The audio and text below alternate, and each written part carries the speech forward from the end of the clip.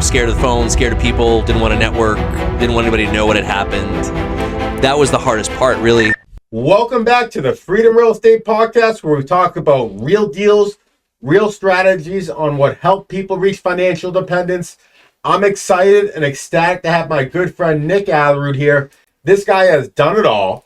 He is a legend in the field. He's done over 300 flips, 100 million of transactions. I believe he has about $20 million assets under management. So it's an absolute pleasure to welcome you, Nick. How you doing?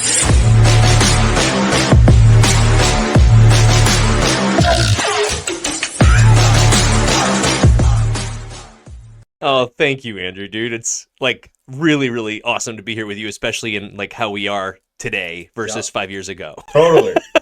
Transformed. Different people. Definitely, dude. Different people.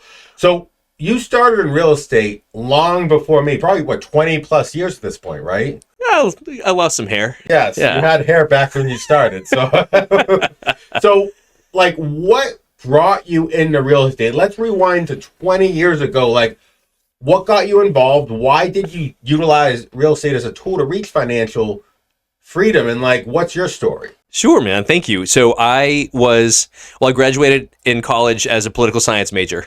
What year was that? That was 2004. Okay, 2004. Political, so you wanted to change the world. I was going to change the world. I was going to be a politician, maybe president. I wanted to do all the things. And I got a bumper sticker for my graduation, and it said, "Politicians in diapers must be changed frequently and for the same reason."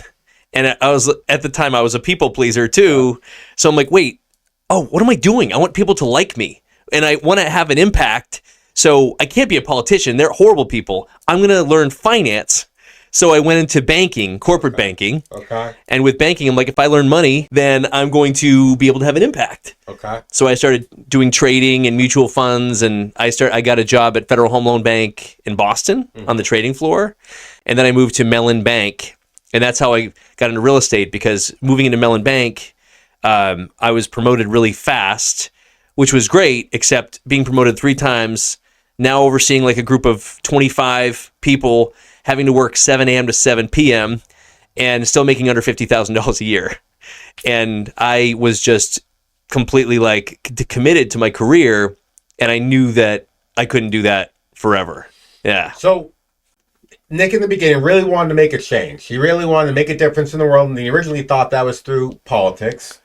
And he came to the realization that service would be done through financial mechanisms, right? Yes. Through making money, through helping people that way. So you got a job in finance and banking, and then rather than making money for yourself, you were making a lot of money for other people and making very little money for yourself. Yes, very true. Okay. Yeah, that's also when I learned, Andrew, like at the moment, money wasn't even real to me, because I would just see a digital screen with these green numbers on it. And I would we were working at Mellon Bank. One of our clients was Fidelity Investments. Okay. So we would just see, $12 million come in and then $12 million leave. Yeah. And it wasn't real. It's just numbers on a screen that would just like come in and out. And it didn't even occur to me that it was like cash or things we could use for groceries. It was just like, just accounting. It's just numbers. It's not even real. It's like, so it was just a weird thing. My first experience of money as like an energy instead of money being something that we rely on to survive. Yes. Yeah. So when did you wake up from realizing that you were stuck in the rat race? You were going to probably do this for 30, 40, 50 more years unless you did something different. Yeah, definitely. It was, I remember I had a great boss at Mellon. He was really, really good. But I looked at his boss, and he was trying to get this promotion, right?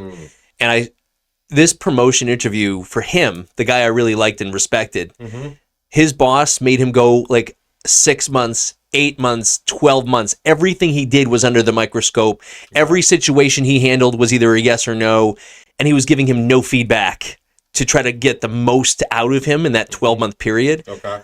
And I remember looking at my boss's office, who I was talking to twice a month, and that's what I'm aspiring to. Like I get to still come in at 7 a.m. and not leave until 9 p.m., but I get to like say I'm, so-and-so VP of this and that. It's like, this is not what I want to aspire to anymore. It's funny because I think early on in people's career, you very much search for achievement through identity, right? Like for me, I I worked my way up to work at the Broad Institute of MIT and Harvard. I work with some of the quote unquote smartest people in the world academically, not financially, right?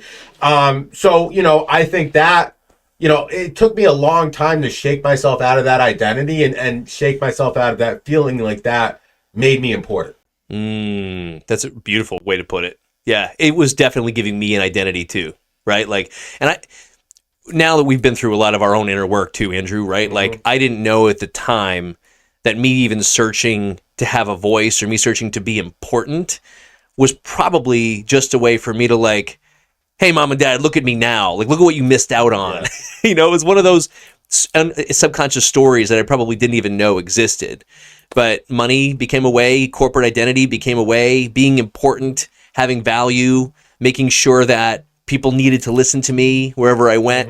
That was a part of it for sure. Let me ask you this, Nick. What woke you up from waking up, from escaping the rat race, from realizing there's another way? Because ultimately you saw the end vision. That was your boss 3 levels above you, and you don't want to live that life. Yeah. No, I didn't. And honestly, it started for me as a board game. Me and my buddies. You remember Risk, the board game? Yes, I love that game. Me too. And all of us, nerdy political science majors would all get together and play this game. And this was in like 2005, so only 1 year out from graduation. I was already burnt out at the bank. 1 year in the work. It was really rough. Like, this is not for me. But there's 6 of us all playing this Risk game. And the problem is, as you know, if all 5 of them know you're a threat, like, you're first to go. And totally. You can't really win when there's 5 against 1. So my house, I was eliminated first, and now it's 1 a.m. Everyone was having some beverages and enjoying, and I was like, I'm just going to turn on late night infomercials, and I'll just wait for you guys to be done. Don't worry about me over here. And I clicked on the TV, and the first thing I saw was, learn to buy real estate, pennies on the dollar, with the tax lien free and clear investing from like John Beck's free and clear system. Okay. And I was, as a total joke, Andrew, I was like, look what you guys make me do. You made me call an infomercial. I'm going to be buying stuff now the rest of the night.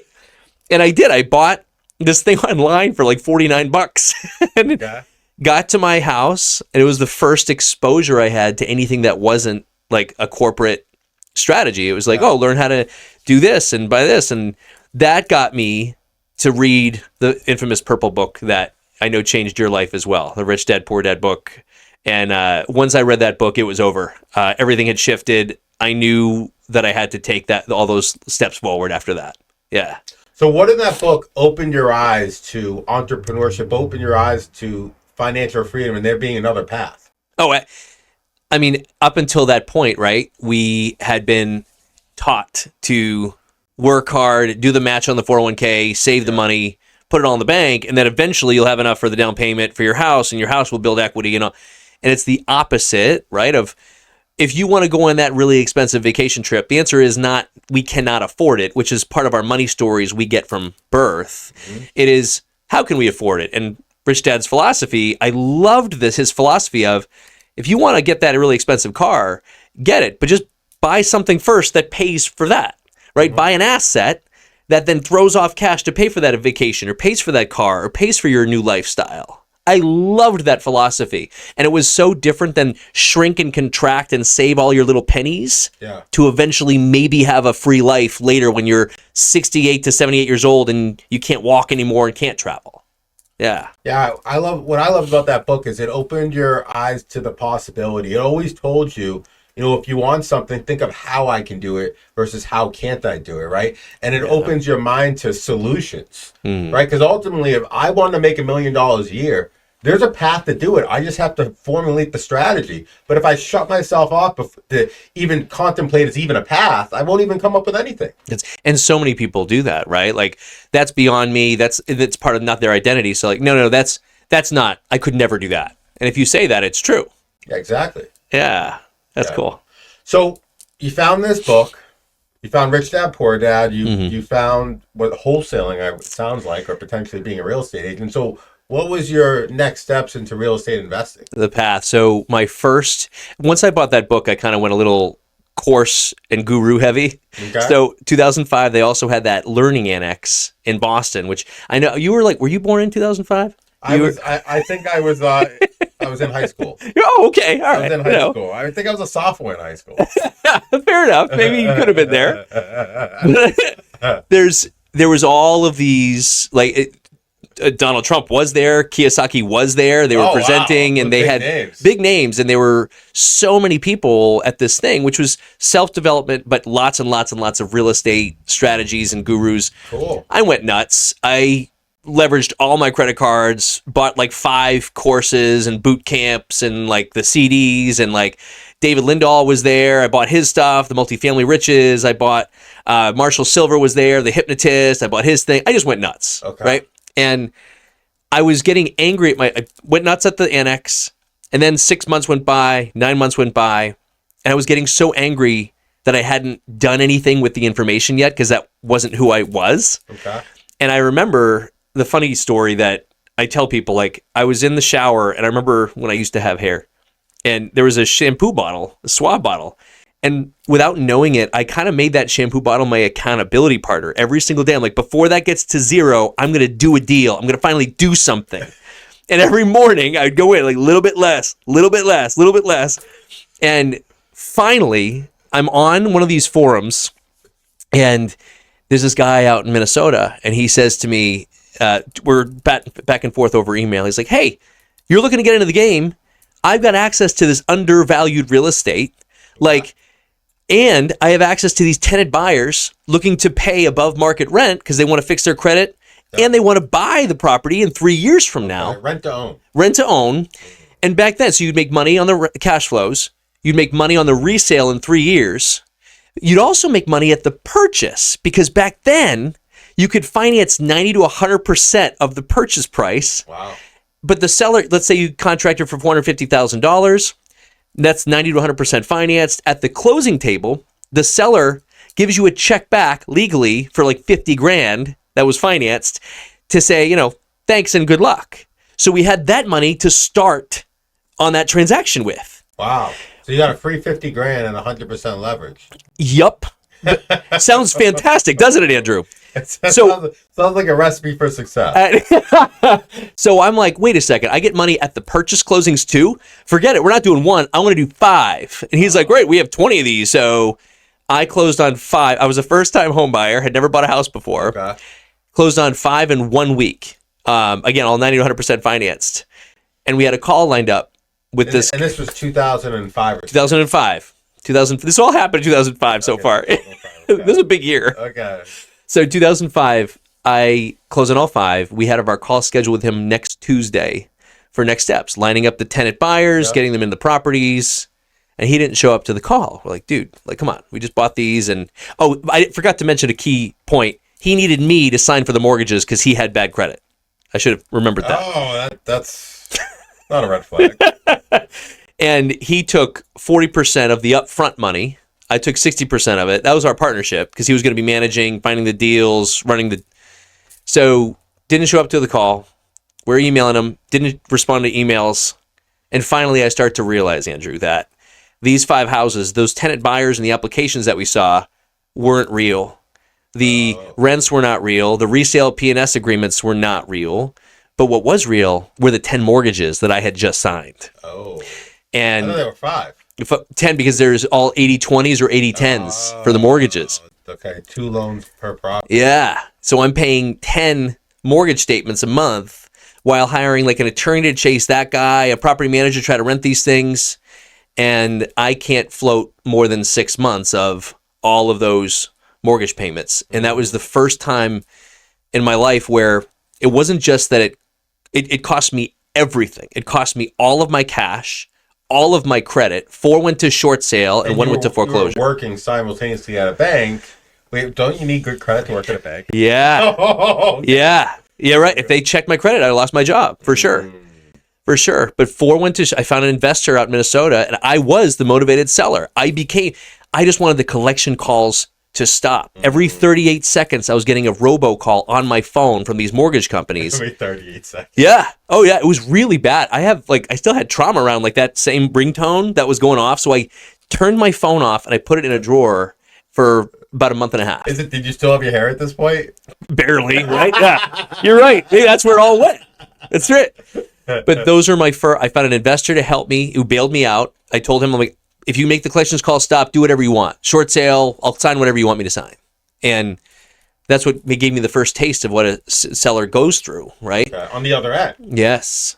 Yeah. Okay. So once that happened, 5 deals went down, and I basically thought that, my life was over. All of my friends still had credit. All of my friends and family members had told me it was a bad idea to jump into real estate. They loved that. They jumped on that bandwagon, pumping me full of all their advice that I never asked for.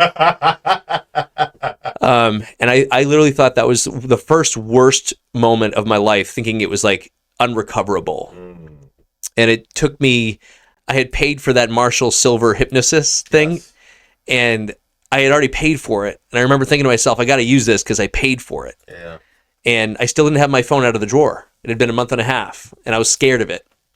And I remember telling them I can't be hypnotized, but I also remember being on the floor of that hotel and having a fight with myself over it turned out to be victim mentality versus taking responsibility. You're going to let that guy get away with this? I can't believe he effed me. I can't believe that happened. I can't believe, he screwed me out of all of my match and my life savings. And the other one was are you done yet? No, I'm not done yet. It's really angry. Let me know when you're done and we can start working on your next steps. And I remember having this fight with myself on the floor of a hotel. Wow. And that hypnosis session, or whatever you want to call it, was the first master program that I was able to accept into my brain where, wait, I am the one responsible for everything that happens in my life, good, bad, or ugly. I can choose to be the victim and to sit here and be feeling shitty forever, or I can choose to, what's my next step? What can I learn from this, and how do I get back out? And that's what started, what's the only strategy I could do in real estate without cash or credit, and that became wholesaling for me. Yeah. So you could be stuck in the cage of your mind, or you can escape it and choose autonomy. Great way to put it now. Better words, probably. Yeah. Okay. So it sounds like you made a decision. You're I'm going to make a change. What did you do? You sounds like you found wholesaling. What was next steps? Next steps, the hardest part was slowly coming back out from my hole, because I isolated for maybe 6 months. Scared of the phone, scared of people, didn't want to network, didn't want anybody to know what had happened. That was the hardest part, really. And then I remember I went to my first real estate meetup that I hadn't been to in a while. It was in Chelmsford, Massachusetts. Okay. It was at the Lowell VFW, no AC. And I went there and I found a person that was buying triplexes in Somerville. And I was like, hey, listen, can I help find you deals? And he's like, sure. And he showed me what he looked for, gave me his criteria. And he didn't probably think I was going to do anything with it, but I knew I had to overcome my fears. So I slowly took out my phone, slowly started making calls, which was terrifyingly scary. Cold calling. And, a lot of owners that didn't speak English, lots of hang-ups, lots of FUs. And then I started to take it a step further. I started door knocking. Wow. Speaking to lots of tenants in the Somerville market, and started getting some conversations. And from conversations, started talking to owners and making deals happen, getting contracts. And then when I didn't know anything about construction, because I knew nothing about rehabbing or construction back then, I was giving him deals. He's like, hey, here's my contractor. He can help you run your numbers so that you're better at running your figures to get better deals under contract. And that contractor taught me so much about pricing, about what to look for. And that became our wholesale operation, which started with one deal. That was the hardest. And then from there, we probably did 15 to 20. In 1 year. It took 3 months to get the first one. Yes. Wow. Okay. Then you're off to the races. And then off to the races on the wholesaling. And all of that for me, I just wanted to become a rehabber. I wanted to flip my own house. I wanted to do this. And which is the normal track in real estate. That's you start as a wholesaler, you don't have the money, you find the deals, you get the money, and then you turn to the investor, right? Yeah, it was. And I had to learn how to use money without cash or credit. So I started with hard money, a hard money lender. And after 20 deals, I had enough for my down payment.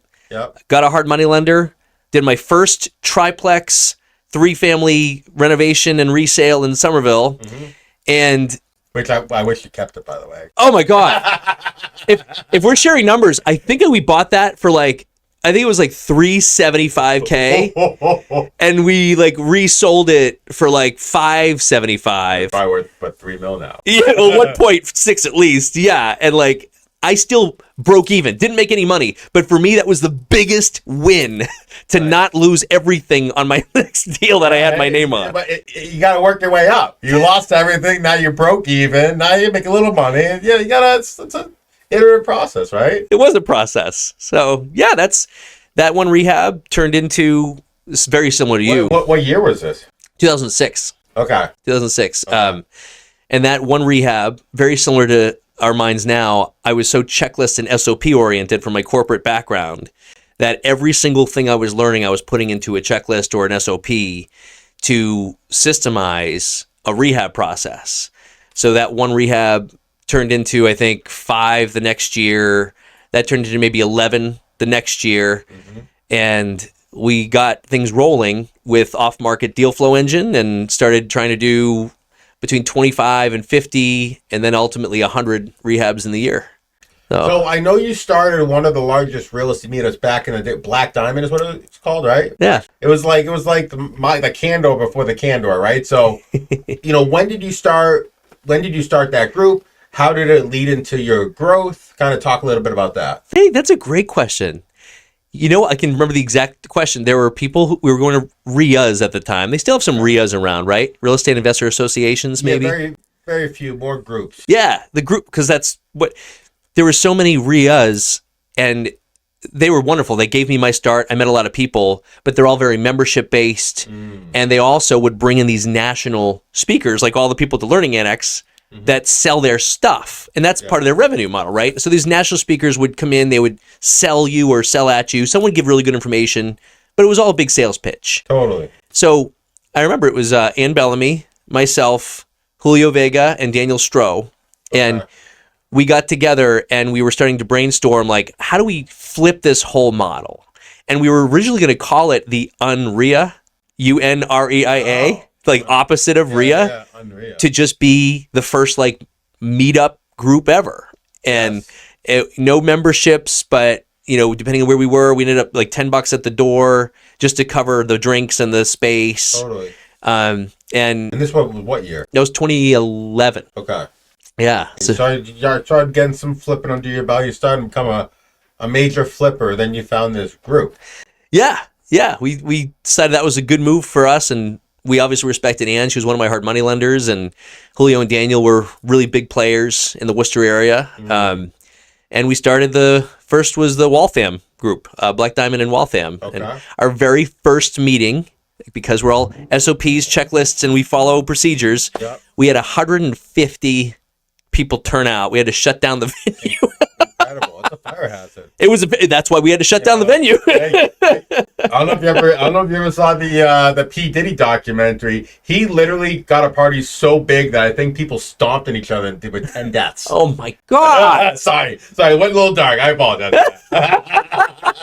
We didn't have any deaths, thank God, but hey, crisis avoided. I don't know if Ann Bellamy could be considered P. Diddy. Maybe. Like, I don't know. We love Ann. Ann's gone from this plane, but she would appreciate that joke. So when I first got in real estate investing, I saw her Bigger Pockets podcast, and I gave her a call, and she was so free with advice, and she spent so much time just educating me on what to look for a deal, what kind of due diligence I should do when looking for off-market deals, and she was definitely a big advocate. So I'm sad to see that she's not here anymore. Yeah, she was also very direct. Oh, yes. Overly direct in some cases, which was helpful for new people, but some of the people were very turned off by how direct she was. Oh, I love direct. Tell me how it is. Yeah. That's a horrible deal. You're going to lose tons of money on that. You shouldn't do that deal. I mean, she was that person, which a lot of people appreciated. Absolutely.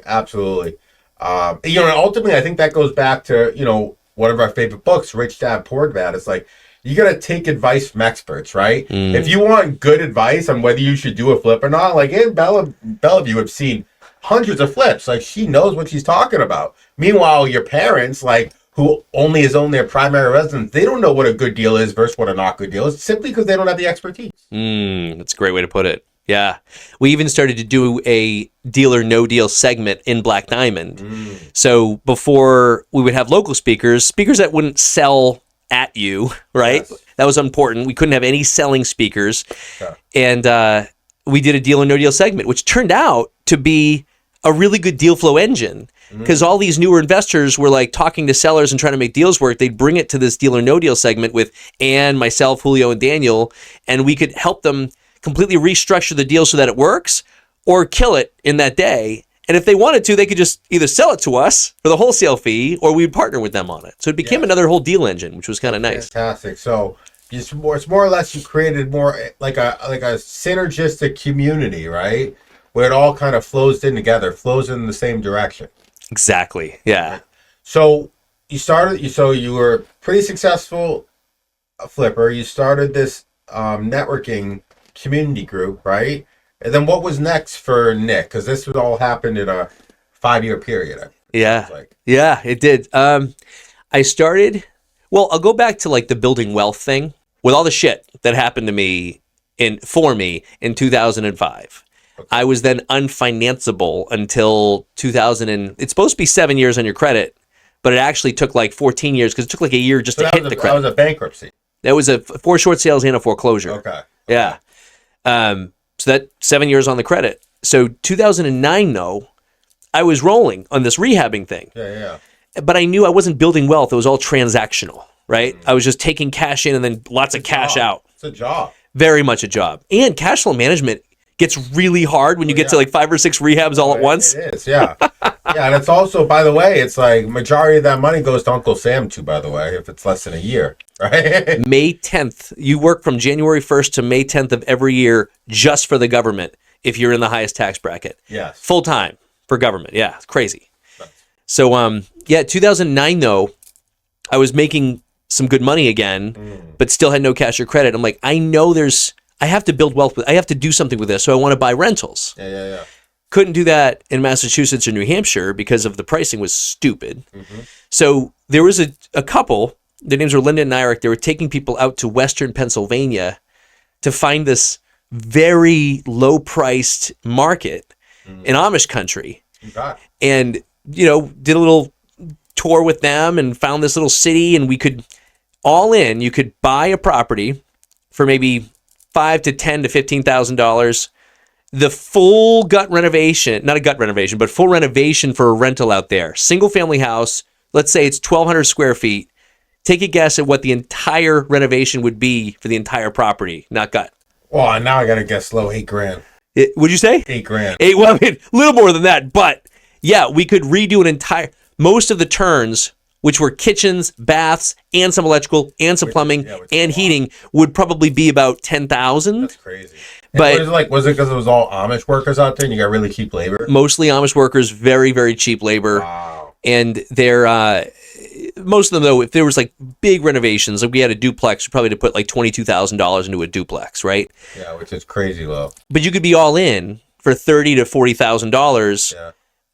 Some of them I was all in. Some of them I bought from the tax repository. Maybe I'm talking too much in your podcast, but for those of you listening, here's the tax lien, John Beck's tax free and clear. We could buy, if you didn't pay your taxes in Pennsylvania, instead of Massachusetts where it becomes a lien out there, you go straight. If you're 2 years behind, you go to the county repository. They do a tax sale auction for the balance that you didn't pay your taxes. So if you didn't pay $2,000, you're now whoever pays the $2,000 owns the property, owns the deed. And this was right 2009, right after the housing crash. Yes, lots of people that were in a really tough situation for sure, myself included. So we were able to buy some houses out there for the amount that the filing fees were. So we bought some deals. We bought a 2-family duplex for $86.54. The assessed value dropped. If no one bought it at the tax sale auction, it drops to the $86.54 sale price for the filing fee. So my taxes on a duplex out there for the last X amount of years have been $9 a year. Jesus. And we rented price of a coffee. And we rented, those units were renting $400 a month per unit for each one. So low rents. and the quality of your tenants are not great, right? It's a C- area. There's universities and colleges, but that's how I started my rental portfolio, the building wealth. So I would do 4 rehabs here in Boston, and then I would take that money, or like $40,000 of it, go and buy a rental in this little market. And that became my first little pool of having rental property. And I got to learn what it's like to manage, especially manage from out of state. I had to figure out a whole bunch of checklists and SOPs and putting together contractors and cleaners and making sure we had that taken care of. But that was a huge learning lesson for me. So that was how we started in rentals out there. So sounds like you were an out-of-state investor. At that point, you had a property manager? We did. Well, no, we hired it in-house, which was a challenge. Out of state. Out of state. Okay. Yeah. Back early, 2009, 2010, when you didn't have this level of technology we have today.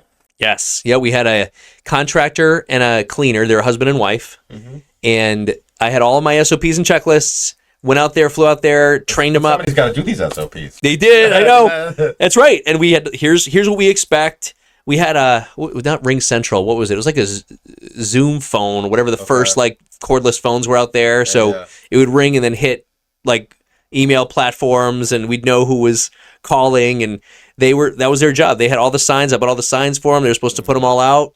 I would handle the rentals, but they would meet all the people. Wow. They would handle the maintenance. The hotline would go to their phone, but we would be monitoring it. We had the whole setup in 2009, which was pretty impressive. Wow. I don't know. That's pretty cool. So it sounds like those rentals were a success for you. Define success. Make money?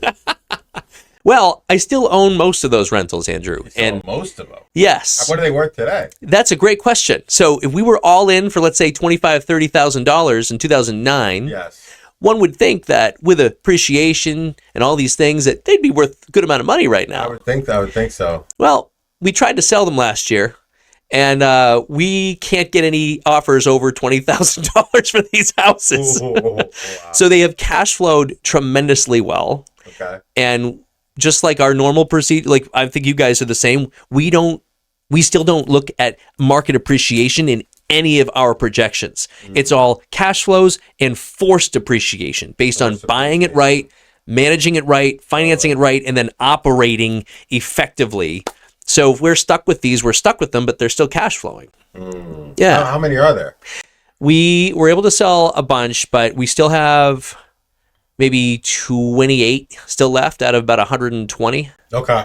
Yeah. Okay. So, I mean, hey, it sounds like it served you well. I mean, if you're making like $3 grand a year off each one of them over a course of 10 years, 15 years, you paid for the whole house. Oh, the house was paid for in year 2. Wow. Yeah. Wow.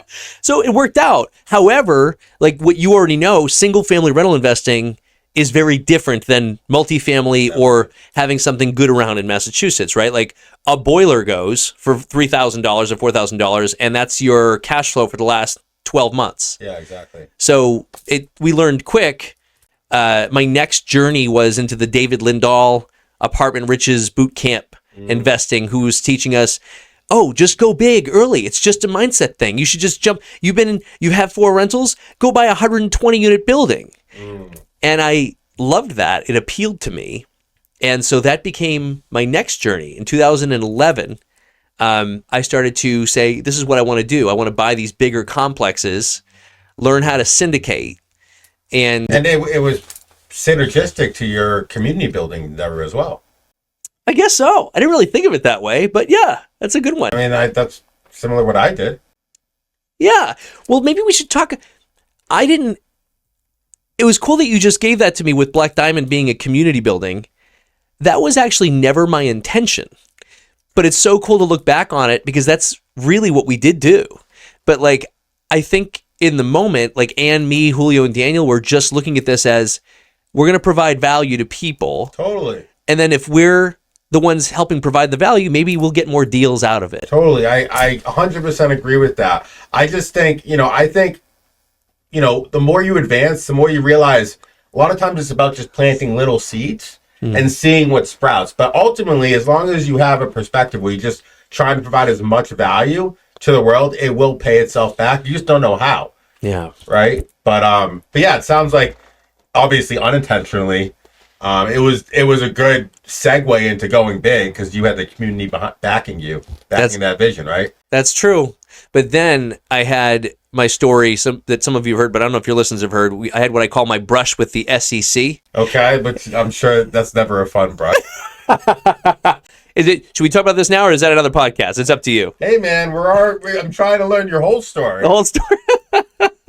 All right. We'll get into this. So, this is a branch between 2010 and 2011. Okay. And I had taken all the Lindahl stuff. I'm now all in on being a commercial real estate investor, being a syndicator, and working really hard. I have this marketing we're doing in like the Carolinas. We're like trying to get our first big apartment complex deal. Perfect, right? Yep. Learning how to talk to big players, learning how to structure deal. And I'm burning the wheel. And now I still have my team that's doing the rehabs and wholesale. So I'm now trying to do this new thing while I have like our team of 6 doing the rehabs and wholesaling. And I'm also a broker at this point too. So I'm hustling. I'm trying to grind for deals. I'm running due diligence. I'm killing deals. And it's burning me. Like I'm a one-man show doing all of it. And I was like basically ready to call it quits because I didn't believe necessarily in asking for help yet at that point in my life. I didn't want to trust people. But so I think a good visual for our audience is like at this stage in your development, how much hair did you have? If you look at a picture of me, I think I'm trying to hold some on at this moment. Yeah. Like I had a wave still. I was doing a wave in the front of my... It starts to really have an island at about 2017. It's like still making it work. But, there's people in the Boston area who see me hustling just like this Minnesota guy. I have a pattern. And they are coaches for David Lindahl, who I bought all of his stuff, feel like he's a great guy to learn from. I've all put money with him. I'm an investor in his deal. I'm an LP in one of David's deals. So these guys are like, hey, we see you hustling. Why don't you come help us? Why don't you help us raise capital? We've already got 700 units under ownership. It was 4 of them. It was 2. One was an attorney. He had a wife. And then there was, my counterpart.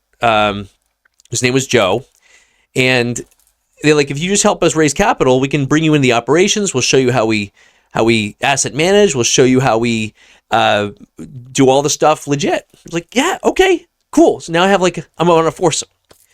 I rebrand all of my stuff. And at the same time, just not really related, I decided to go nuts and buy another business called the Edible Arrangements franchise, and I do that with my mother, which was a horrible decision, but we don't talk about that in this podcast. And I remember rebranding into this foursome, and I'm with them for maybe 2 months. And I'm in the second floor of my real estate office when I get a call on my cell phone, and it's all 9s. And I wave it off, and then I get a call from my other partner. Calls me, I answer it. He's like, hey, Nick, just to let you know, just got a call from the SEC. Not a big deal. We're cooperating, but they're going to call you next. So be on the lookout and good luck. And he hangs up the phone. And I was like, at the time, God, what am I, my late 20s? And now I start pacing in my room, and they call again, and I answer it again. And there's 3 people. I'm on a conference line, and they're asking me all sorts of questions, like, where did you get this flyer from? Where did you get the information on this deal? Who are you sending these marketing emails to? And I'm answering all the questions. And I'm on the phone for 3 hours with them, Andrew. Jesus. And I'm sweating. I don't know why. I still don't know why they're calling, right? So I finally keep asking. And the last question I asked was, do I need an attorney to be on this call? And the answer was, do you feel like you need an attorney, Mr. Aalerud? And after that moment, I totally freaked out. And I was like, I at this point, yes, I think I do. I don't know. I'm still, I'm young. Hang up the phone. And I'm like, what the fuck was that?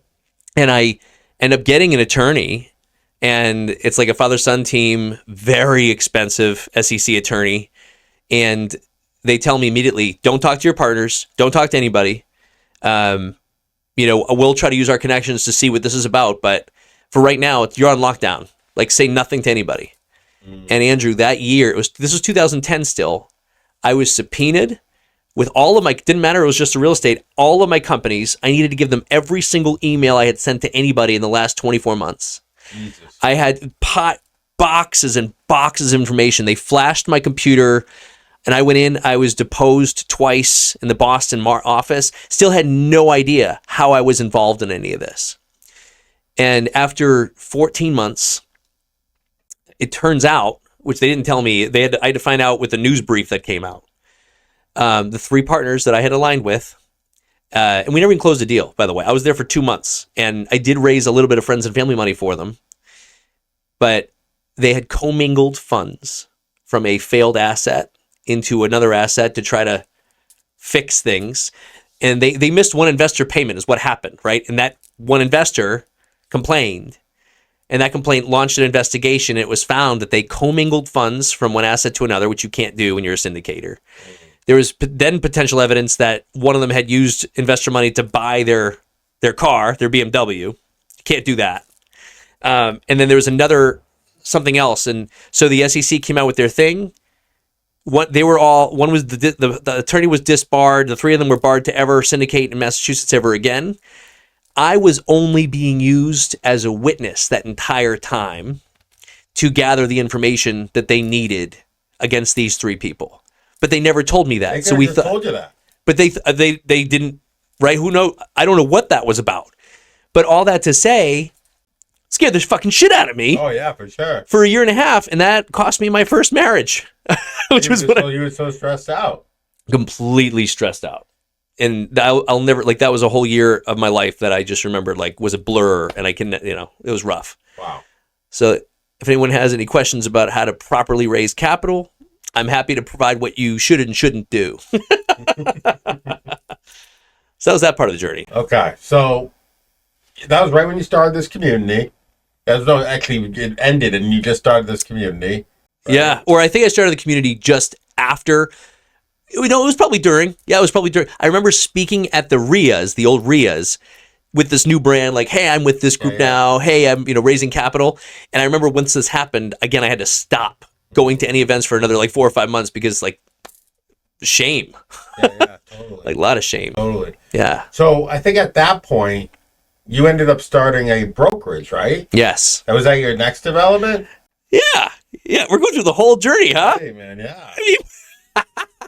That's another funny story. So I had been an agent at Century 21 in Chelmsford. Okay.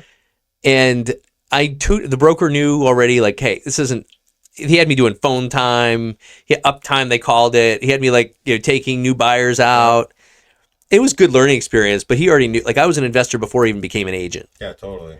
So I then decide I'm going to get my broker's license, told my broker, he wished me luck. And I hadn't been a broker for 2 weeks, Andrew. And I go up in front of the Boston area RIA, that again, before the meetups. And I tell the entire room of 60 people, I'm like, hey, just got my broker's license. We're going to start the first investor-friendly focused brokerage in Massachusetts. Everyone's going to learn how to invest. We're going to teach our clients how to invest. We're going to do, it sounds very similar, right, to what is now. Mm-hmm. And come on in, open invite. And on that Thursday, I had no agents. By that Monday, I had 38 agents. And I had no back office. I had no operational I had no idea what it was to run the brokerage. Oh, all the paperwork compliance? Oh. So I paid money to my old broker to sit with their admin team to be what do you guys do all day long? Can I just watch you and take notes? And I had no idea what I had just got myself into. And over the next 6 months, right, I was teaching everybody how to buy real estate, how to analyze rental property, how to do flips. And out of those 38 agents, right, how many people you think actually took any of my advice or did what I was saying? 3 to 4. It was 3. Usually 10%, I would say. It was exactly 3. Nice work. And I had been burning all of my time, effort, and energy. Oh my God. I mean, that's the thing is everybody wants advice. How many people actually take action on your advice? Very, very, very, very few. The worst. So it was Ann Bellamy again at a lunch meeting who said, well, you don't pay these people. Just fire them. I was like, I can let them go. I never thought of that. Like, that's something I would never do. And that was the first growth for me. The first mass layoff for you. Well, kinda, but it was growth for me because I didn't want to let anybody down. But at the same time, I'm like, you know what? I wasn't ready for this big, massive expansion. I don't have the support that you need. Yeah. I'm not like, why don't we get, Keller Williams over here or C21? Like, they might have more resources for you. I'm really sorry we did this. And I'm, you'll find more support over here. And I restarted with 3 agents, the ones who were taking my advice and doing it. And we were out of one of their guys' basement in Wilmington, Mass. And that was where we started the brokerage side. Yeah. Yeah.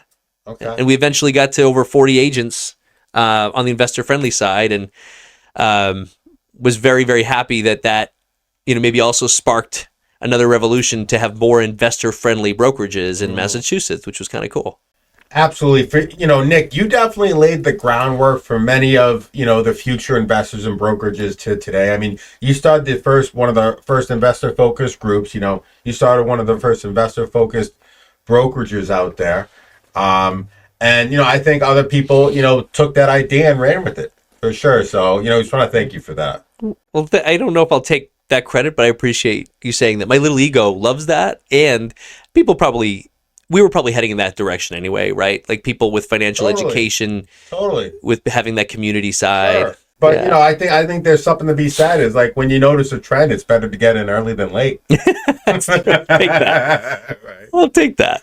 Okay, so during this development, you started this community. You were still flipping, yes, a ton. You started developing a rental portfolio, and then what was next in Nick's journey? Because I think you eventually went to some hospitality space. You went some internal searching. So what's Nick's story? Yeah. Okay, so now we have the Black Diamond groups. We're still doing flips a year. We're now trying to do like 100 deals a year around that time. Okay.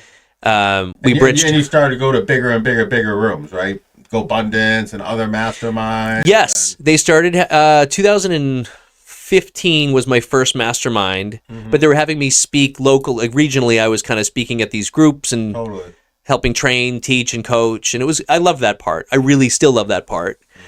And then they started flying me around to speak at these groups, and like after I joined masterminds in 2015, which was one of the biggest moments I think for maybe both of us, like getting in these big rooms with these big high level.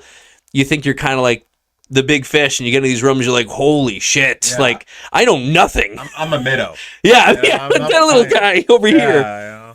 And that was beautiful. I needed that, but that also opened up, a national speaking circuit, and so they had me flying around and doing my story and sharing my talks and what I've learned and scaling a real estate business. And I really, really, really enjoyed that piece of it. But I started taking some significant losses too. I mean, we had gotten so big now, and 100 deals a year, like, it's hard to manage that effectively. Yeah, we were good at the checklists and SOPs, but having the execution of the SOPs and checklists. Yeah, you can have a checklist, but if nobody's doing the checklist, it's pointless. A friggin' man. Just lost more hair when you said that. But yeah, we started. It's funny how the ego creeps in. So, okay, now we're like Greater Boston's #1 home buyer. Like, let's buy that super sexy mansion on the coast in Rye, New Hampshire, and like do the high-end luxury flip that we weren't prepared for, right? Yes. And let's get into new construction and modular building. In 2013, I started getting into new construction and what that looks like, and being a modular dealer and building stick-built versus modular and doing 4-unit subdivisions. And it's like, okay, and every single time I tried something new, I had to learn by fire. Like, I had to literally lose my money to learn what it was that I needed to learn in that statement to like move into the next version. And that was the next version for real estate until the big blow up happened. Is that where we are next? What year is this? Are we doing the big blow up now? Wait, so you joined Masterminds. Yeah. So what year? So was it during COVID is when things started to change? So it's not the first time I've talked about it publicly, but maybe in this way. 2016, I was married to my second wife in 2013. Your second wife. The second wife. And your first wife was back. We were together my first wife, we were together for like 8 years. We were married in 2009. and we're together for 6 months. We divorced in 2010 Okay. because of all the shit that happened. Yes. So now it's the second wife, and we have these two amazing kids together. In 2016, we can't be together anymore, but we want to make sure we're there for the kids. So we maintain a co-parenting arrangement in the same house, but on the outside, right? People just know me as the real estate guy. I'm flying around. I'm doing these talks. I'm so successful. But meanwhile, I think at that point, you're on the Bigger Pockets podcast, right? Yeah. They had me on all sorts of things, but like, I just remember like my home life was not a priority. And 2016 to 2019, that was the norm. Even if I went away to speaking events, my wife then, we had a contract where if I went away for a weekend, I would just have to pay her like $1,000 to watch the kids. Oh. It was that like financially transactional at that point. And so at the time, right, I'm also starting to fall in love with another woman. And I am traveling a lot, and I am going to speaking events. And she was like so encouraging, like, go off, make money for us and the kids, and you're doing great. So we lived that way for 3 years. And in 2019, I was driving to the airport to go to a Collective Genius event where I was a participant, but also a speaker, where I'm giving a big talk on, at the time we had a team of 29 W-2 employees that worked out of our office. We were doing, trying to do 150 deals a year in 7 states. We, had a big VA, a virtual assistant team helping us. We had 40 real estate agents in the brokerage, and everything looked so good on the outside. Yeah. And so I was being called to go down there to do this talk on how we, not just like accountability, but like how we keep our culture in the offices, like morning huddles and the sharing wins and level 10 meetings. And like, I had this whole talk planned, and like how the visionary, the integrator, like all these things. And I'm driving to the airport, and I get a call from a 617 number. And it said, hello, is this Mr. Aalerud? I'm so-and-so. I represent your wife in your divorce. And we just want to let you know, where this is heading. And we want to give you 7 days to move out of the marital home, take all your things, and we're still going to have you pay for everything. But we can't confirm when you're going to see your kids. Stand by on that. And we can't confirm, anything else in the moment, but you need to be leaving the home, and you need to still pay for everything. That sounds like a fair exchange. And it kind of came out of left field because 3 years we've been living in this co-parenting situation. And the crazy part is, Andrew, I didn't even feel it in that car because I'm on the way to, that's great. Yeah, sure. Okay. Like whatever. Like we'll talk about this when I get back. Right. Like don't even think about it. And then I go on the plane and it starts to sink in, like all of this outward success and realizing that in 7 days, even with, at the time, I don't know, $50 million in real estate assets, I would be completely homeless because I couldn't move in. I didn't know where to live. Yeah. And I get to Collective Genius, and I'm getting ready to do this talk, and there's every part of me can't do that talk, and I don't know what actually happens, but I remember my first time publicly ever with having to keep this really strong, successful persona on the outside. I get in front of these, like, the top 1% of real estate people in the country. There's like 60 of them in my room, and I get up there to do my talk, and I can't even get a word out. I burst into tears, and I just crumple onto my knees with these 60 people watching me, and I'm on camera, and I literally just burst. I crumple, and I am just a bawling mess saying, I don't know what I'm going to do. I don't know. This was my life, these habits, these routines, these daily huddles, and now I have no idea what my routine is going to be. And I didn't know what I didn't know. That was my very first truly ego death, complete identity death in front of that public group of people. Because you lost the identity of quote unquote being a successful family man. Being successful, I thought I was successful. Yeah, and you realize that you were looking at the wrong thing for success. In that moment, I thought I was chasing the right success, right? Everybody was rewarding me and having me fly out to do all these talks, and I was making lots of money. And that was the first time, like publicly, completely I felt humiliated, and I felt like I had had a death in my life. What did that spur into? What phase did that create? A wonderful man in that room.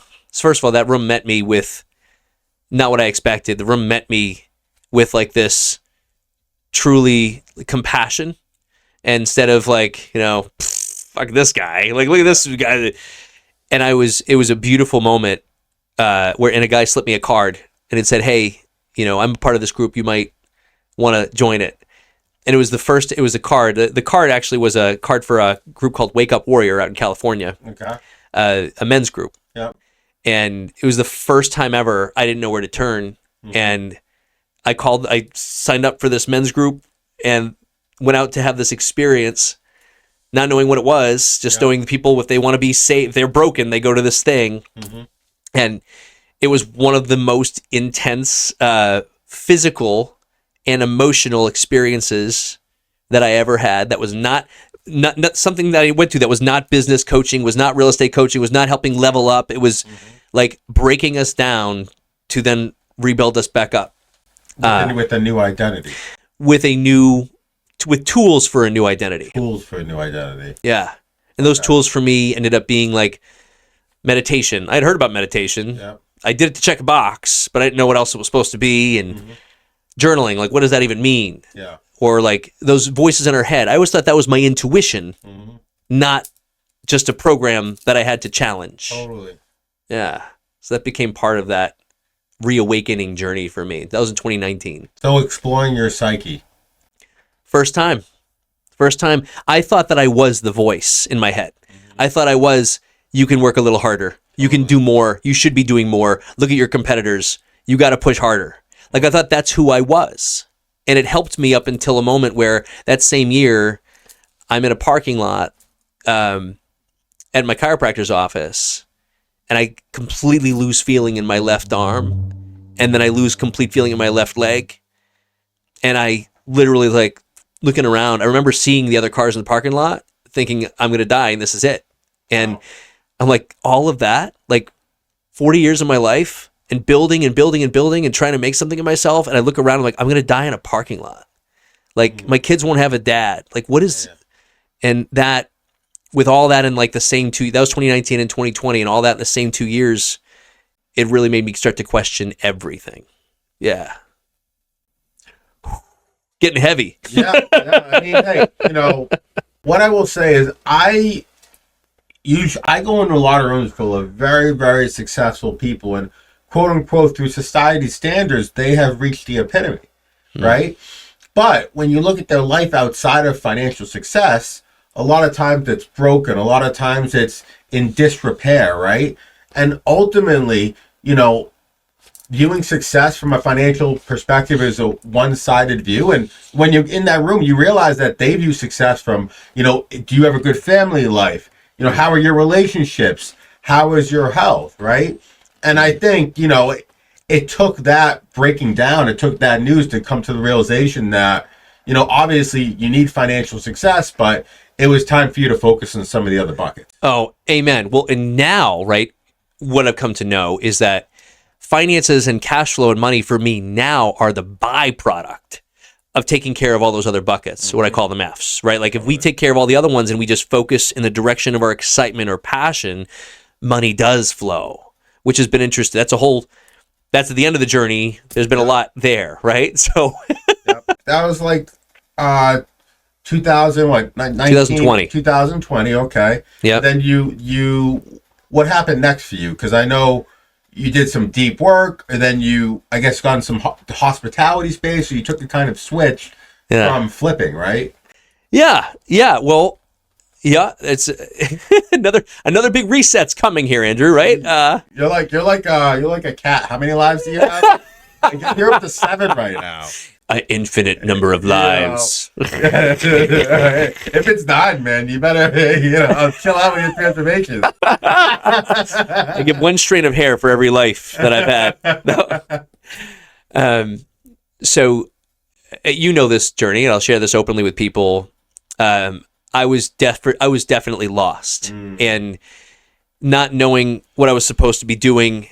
And in that same time frame, you know, when I had just gone through the divorce finally that was done, and everything that I was afraid of ended up not happening. Like, I had an amazing attorney and everything worked out beautifully, and the kids now have 2 different households. Like, all that worked out.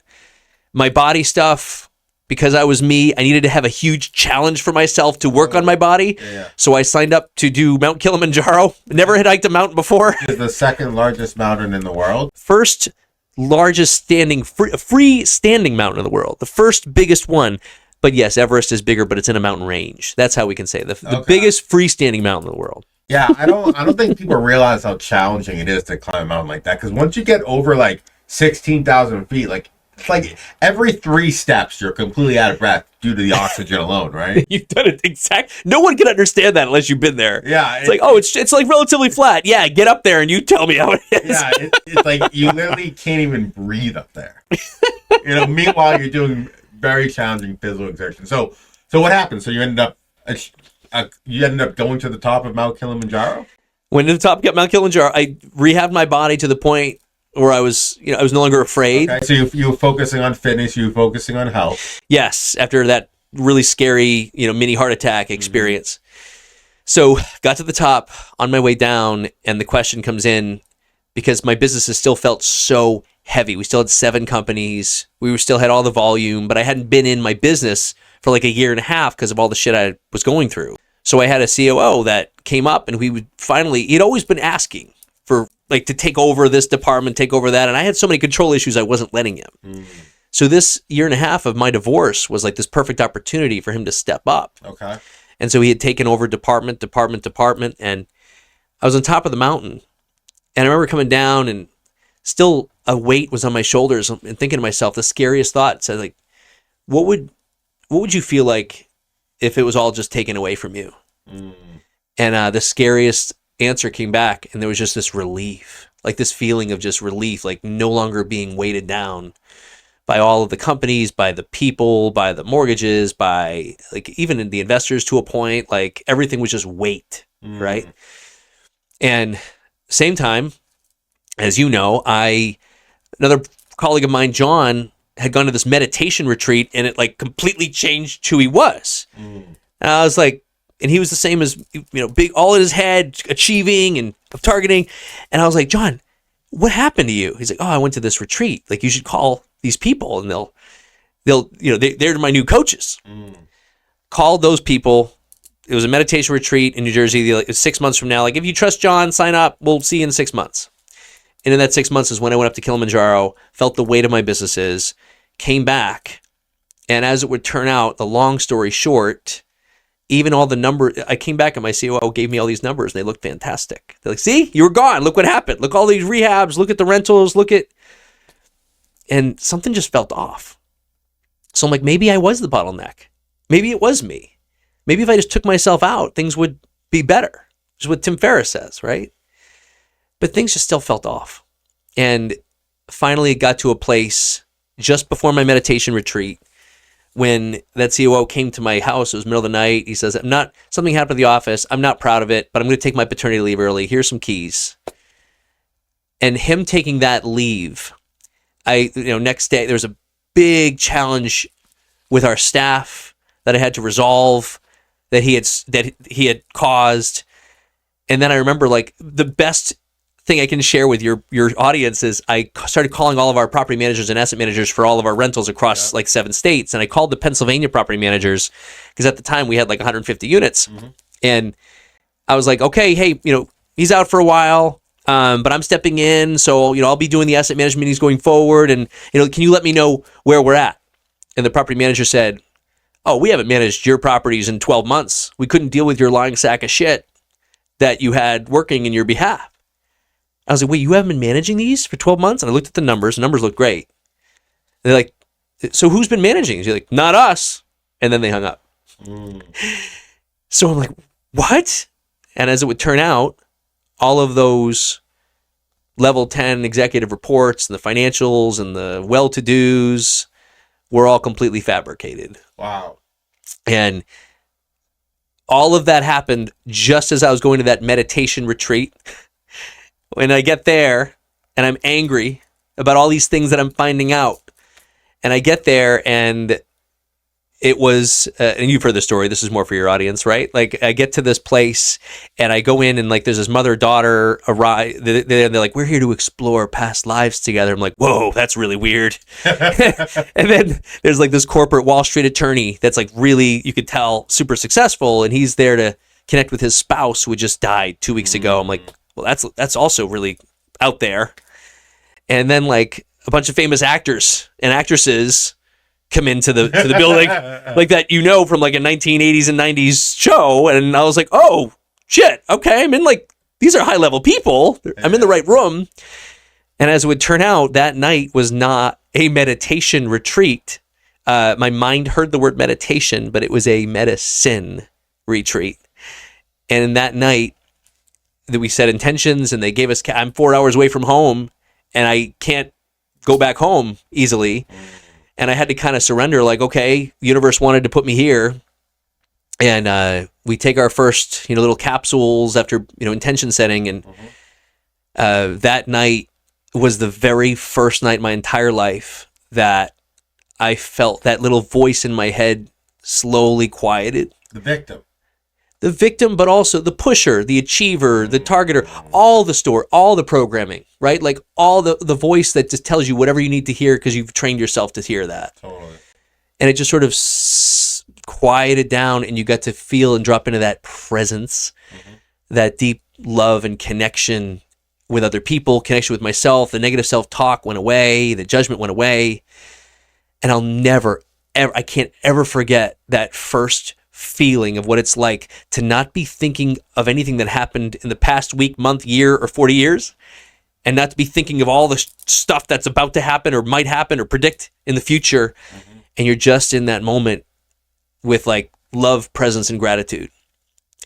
And that night changed everything for me. I found out what real love was. I found out that the universe, or maybe God, if you thought it was real, I found, and the big kicker was the next morning I'd been seeing a chiropractor for like 30 years because of a upper neck and back issue with a car crash.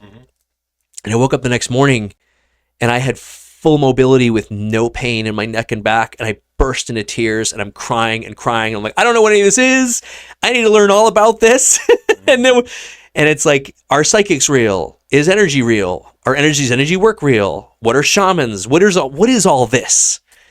And that led me into, as you know, the biggest journey of my life, to understand where it all comes together, all of my religious upbringing, how that relates, all the things that I had been through, and I'd run away from home at an early age, and like always chasing achieving or chasing success or what I thought was success, chasing to have a voice, chasing to be significant, chasing to be heard.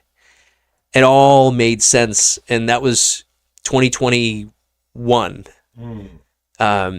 And that became the first, I was 2 years into that awakening, because I went to that warrior group, which is the beginning of it. Yep. And 2021 began the real, what I consider my spiritual awakening. So anything you want to share about your spiritual awakening?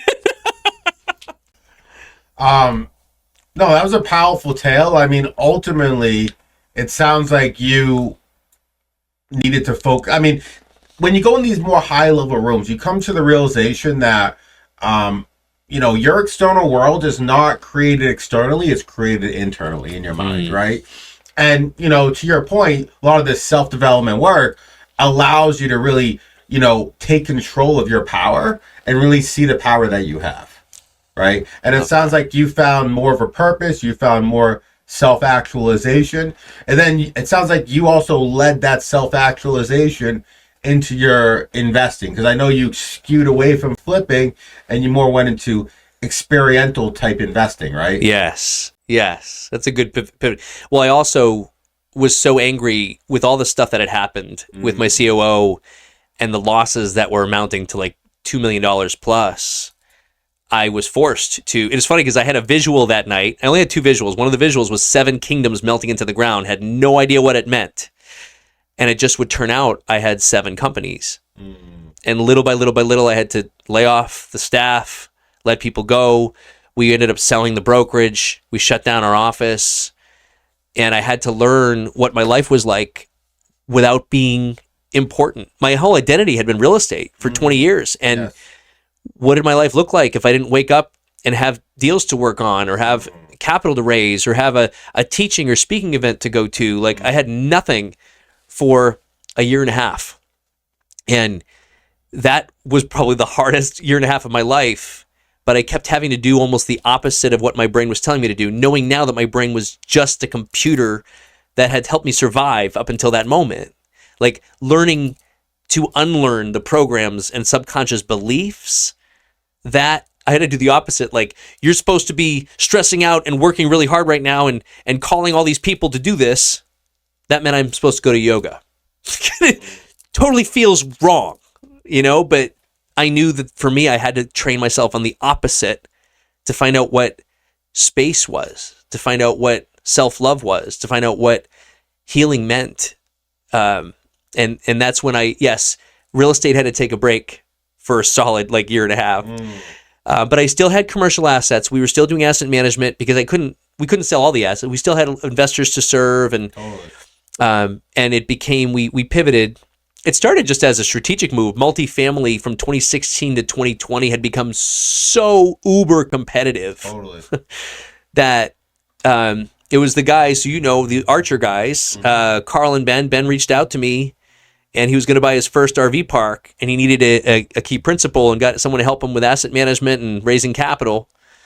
This is before this massive, reset took place. And I was nervous with that. I was like, I don't never own an RV, never been to an RV park, no idea what I'm doing here, but I like you guys. I really trust you guys. And, they're like, we'll even move on to the park for a year. We'll handle all the overages. We'll handle whatever we need to handle. And those guys know how to execute, right? And so we bought our first park together.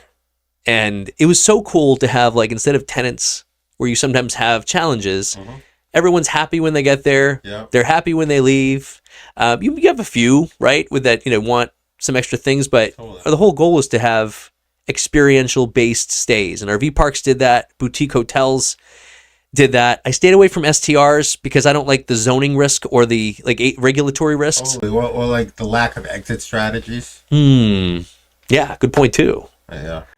Even selling them with that income, I guess you could. You don't get the money, or then you can't keep it as a rental. You only can sell it to a single family buyer. So one way out, right? Yeah, good point. Yeah.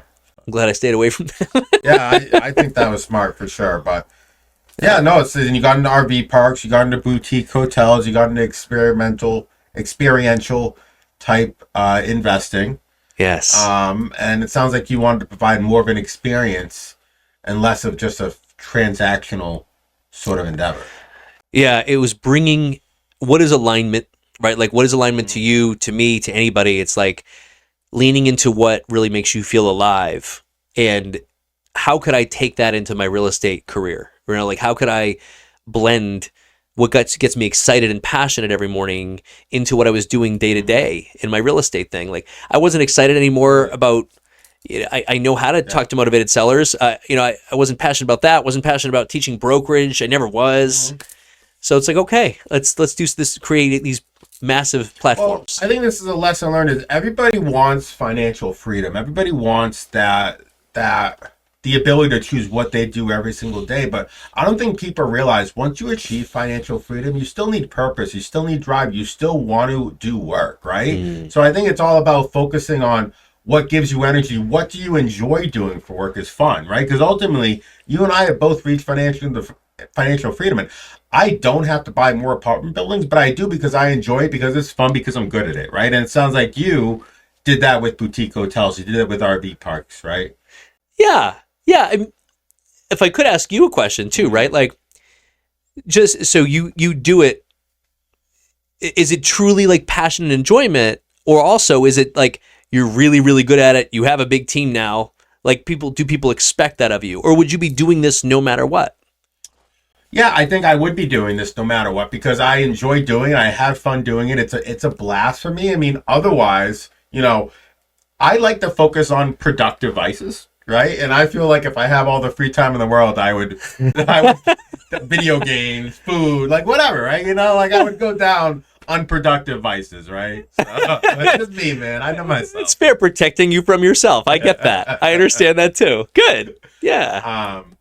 So, I just want to thank you, Nick, for coming to the podcast. We're going to kind of wrap this up right now. So, Nick, if you could provide 3 pieces of advice to your younger self on how to be a successful entrepreneur, what 3 pieces of advice would you give? Oh my God, I love that question. The one I think you've gotten this from many of your guests before, but it's so true. Like, not to be afraid of failure, and not just to not be afraid, but to embrace it. Like, run as fast as you can towards failure, right? Fail forward fast. Like, totally. The first failure, right, felt like my life was over. And if I had just changed my belief around how that was a beautiful, positive thing, especially to get it over with that quickly when I was young. So, yeah, don't be afraid of failure and know that it's a necessary part of the journey. The next one is embracing patience. So, always wanting the outcome. This is part of it, right? Like, you set a target, you put things in place to reach the target. The target doesn't come as fast as you want it to. I'm not going to say patience. It's now in my new practice, right? It's dropping any attachment to our outcomes. Like, our outcomes are there as a target, as something to look at and point towards.